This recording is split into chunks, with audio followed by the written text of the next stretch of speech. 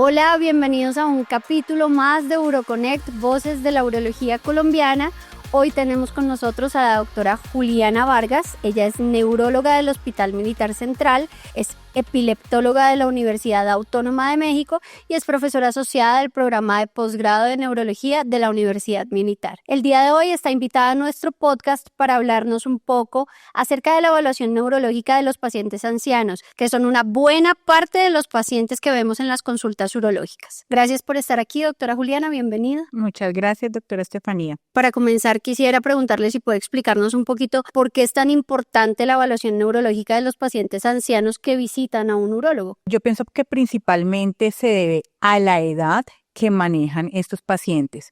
La mayoría de los pacientes, la mitad de los pacientes con cáncer de próstata pueden estar en un rango mayor de los 65 años, lo cual lo hace en una población muy vulnerable para estar dentro del grupo de los que tienen mayor riesgo al deterioro cognitivo. En ese sentido, ¿cómo influyen también las comorbilidades en la salud neurológica? Realmente un paciente adulto mayor tiene comorbilidades como diabetes, hipertensión, enfermedades cardiovasculares, enfermedades arteriales periféricas que llevan a un riesgo mayor de un deterioro cognitivo, principalmente porque pueden llegar a tener placas de amiloide en la parte cerebral. Entonces pueden llegar a presentar más deterioro cognitivo y más demencia. ¿Y cuál es la relación entre el deterioro cognitivo, por ejemplo, y el riesgo de caídas en estos pacientes ancianos? El deterioro cognitivo, dependiendo del estadio, principalmente los estadios moderados a severos, pueden tener mayor riesgo de caídas y más si se asocian a otros síntomas, por ejemplo, como la rigidez, un temblor, un parkinsonismo, se pueden asociar más a estas caídas. Además de esto, estos pacientes, la mayoría tienen polifarmacia,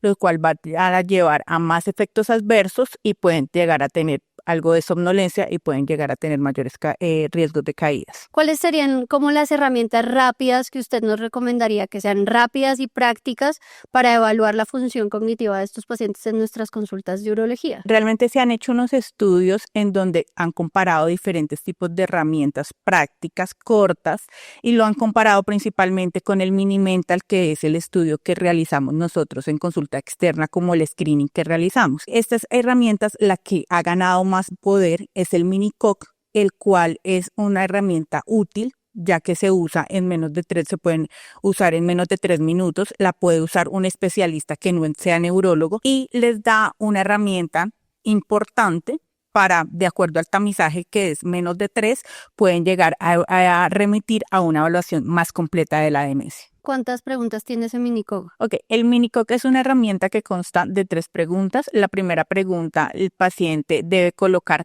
3 palabras, un ejemplo, papel, mesa y lápiz. En el segundo punto, el paciente debe dibujar un reloj. Entonces, generalmente, dependiendo si el paciente tiene deterioro cognitivo o no, pues pueden llegar a dibujar el reloj, pero tiene que colocar los 12 dígitos en el orden adecuado y deben colocar siempre una misma hora, que son las 11:10. Entonces debe colocar la manecilla que sea de la hora, que es más pequeña, y la del minutero, que es un poco más larga.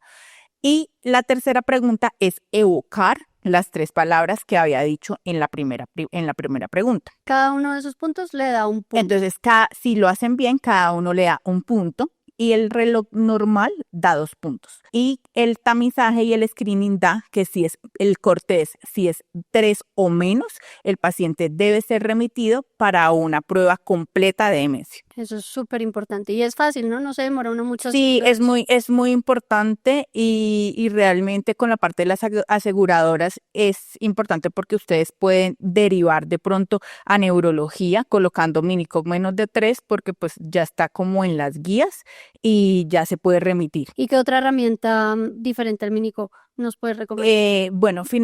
Digamos, hay otra herramienta que la usan también la parte de oncología, que son el GD8. Sin embargo, el GD8 solamente consta de un punto para la parte cognitiva. Entonces, por eso gana realmente de fiabilidad el Mini-COG. Hablando, por ejemplo, de los pacientes con cáncer, ¿por qué tú considerarías que es importante evaluar la función cognitiva en estos pacientes oncológicos? Listo. Digamos que al evaluar la función cognitiva en un especialista no neurológico se puede llegar a determinar causas reversibles de esta parte del deterioro cognitivo. Pueden haber causas reversibles del deterioro cognitivo, como es el estado del ánimo, alcohol, otras enfermedades asociadas, enfermedades mentales asociadas o efectos adversos de los medicamentos. Al hacer una evaluación temprana, se puede dar un tratamiento más temprano y asimismo, con la parte del cáncer, se puede dar un manejo un poco más integral. Por otra parte, pueden estar más seguros de que el paciente puede llegar a evaluar realmente la información que ustedes les están brindando de una manera más adecuada y tomar una decisión, pues digamos, ustedes saben si el paciente puede tomar una decisión adecuada frente a lo que ustedes le van a proponer de tratamiento. Sí, eso sí es muy importante, sobre todo como cuando van solos y eso uno no sabe si entendieron, si van a ser adherentes. Sí, de acuerdo. De hecho, en estos estudios hablan que si el paciente uno encuentra que tiene un Minicoog menos de 3, tiene que entrar a participar ya los cuidadores y familiares. Entonces, no solamente va a participar él en la decisión del tratamiento que se le está ofreciendo de oncología, sino también el familiar debe involucrarse. Siguiendo con el tema de los pacientes oncológicos, digamos que el tratamiento más frecuente que reciben los pacientes, por ejemplo, con cáncer de próstata es la terapia de privación de andrógenos, con antiandrógenos y con medicamentos inhibidores de la GnRH. Entonces, ¿tú podrías explicarnos de pronto un poco qué relación hay entre el uso de estos medicamentos y cómo afectan el estado neurológico de los pacientes ancianos? Sí, realmente últimamente se ha estudiado mucho por la parte de urología y por la parte de neurología el efecto cognitivo que pueden tener estos medicamentos y se ha encontrado que afectan estadísticamente significativo la parte del deterioro cognitivo. Se sabe pues que que son unos tratamientos eficaces y que algunas veces no tienen otra opción de pronto la parte oncológica o urológica de colocarlo. Sin embargo, siempre se debe discutir con el paciente y familiar que puede llegar a tener este deterioro cognitivo y pues que como hemos hablado previamente, este deterioro cognitivo puede llegar a afectar su calidad de vida y puede afectar pues diferentes estadios y diferentes aspectos de su vida. Tú hablaste ahorita un poquito antes de la polifarmacia en estos pacientes ancianos, ¿no? Y cómo esa polifarmacia puede afectar no solamente el estado funcional y la calidad de vida de los pacientes, sino también el estado neurológico general. Sí, realmente la polifarmacia afecta. Estos pacientes, la mayoría tienen unas interacciones en el CYP y pueden llegar a inducir o disminuir ciertos niveles de medicamentos que pueden restarle efectividad a otros y también pueden generar efectos cognitivos como sedación, somnolencia, letargia que afectan su calidad de vida, también causando también, como habíamos dicho previamente, incluso caídas. ¿Qué enfoques nos recomiendas entonces para controlar las enfermedades crónicas que tratamos los urólogos en general en los ancianos, incluido el cáncer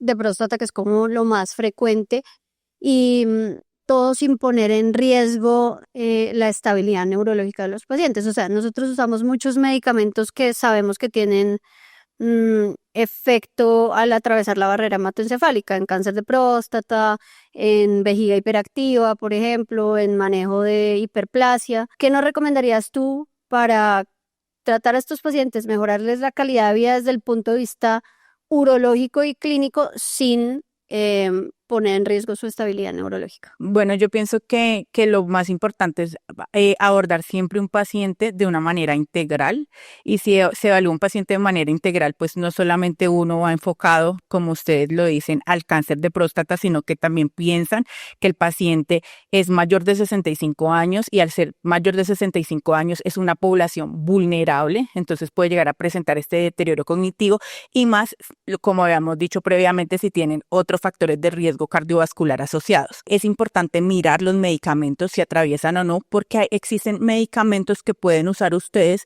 que no atraviesan barrera hematoencefálica y al no atravesar barrera hematoencefálica disminuyen estos efectos a nivel de la memoria, porque la parte cognitiva es importante que las funciones cognitivas no solamente memoria, sino también es lenguaje, sino también es función visoespacial, atención, concentración, son diferentes dominios que pueden llegar a estar afectados por este tipo de medicamentos si llegan a cruzar. Doctora, los pacientes oncológicos como que siempre se encasillan como pacientes frágiles. ¿Es lo mismo ser un paciente frágil a ser un paciente con un deterioro del estado neurológico? Ok, entonces el síndrome de fragilidad lo presentan aproximadamente entre 10 a 20% de los pacientes mayores de 65 años con cáncer. Este síndrome engloba diferentes aspectos, dentro de ellos la parte cognitiva, la parte del balance, que puede ser la parte de la marcha, nutricional, social y de ánimo, entre otros. Por lo tanto, pues no es lo mismo tener un paciente con fragilidad y deterioro cognitivo. Hace parte dentro del síndrome de fragilidad, pero no es lo mismo. Y entonces, ¿cómo podemos evaluar si el paciente es o no es frágil? Existe una escala que es la escala GD8, la cual evalúa los aspectos previamente mencionados.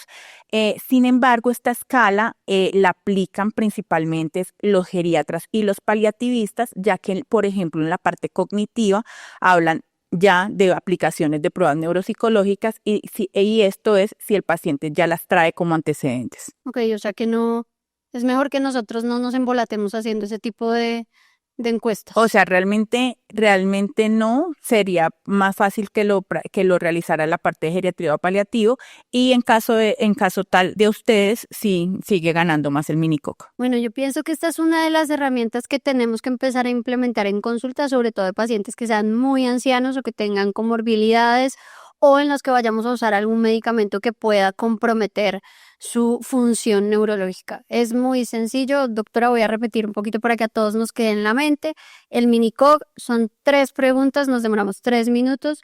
La primera, le damos 3 palabras sencillas de recordar: lápiz, mesa, carro. Seguimos con la consulta, que nos pinten por favor un reloj redondito con el puntico en la mitad, los 12 números alrededor y que nos marque las 11:10 y posteriormente que nos repitan nuevamente las 3 palabras: lápiz, mesa, carro. Esto es muy sencillo. Si el paciente tiene todas las preguntas bien, es un paciente que no tiene una enfermedad neurológica importante. Si el paciente tiene una de estas preguntas mal, sea cual sea, ya de entrada tenemos que pensar en remitirlo a una valoración neurológica más exhaustiva.